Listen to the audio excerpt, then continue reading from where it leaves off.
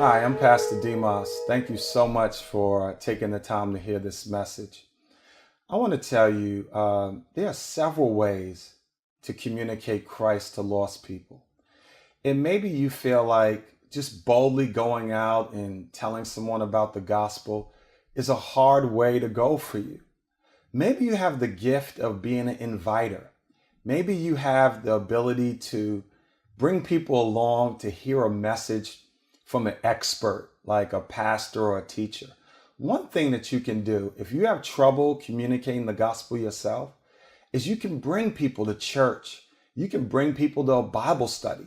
You can invite them to come over and have a friend share the gospel of Jesus Christ. I love the way Romans 10:14 says. It says this way. It says, "How then can they call on the one they have not believed in? And how can they believe in the one whom they have not heard? And how can they hear without someone preaching to them?" Mostly evangelism doesn't happen because most people don't take it seriously. They don't care enough to be engaged, and they feel like somebody else is going to witness.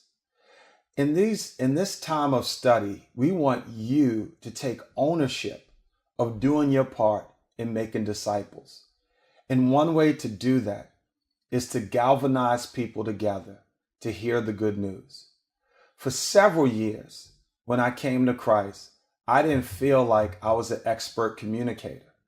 So I used to put people in a van. I used to call the church to send a vehicle, or I'd put people in my car. I would drive them to the Sunday service.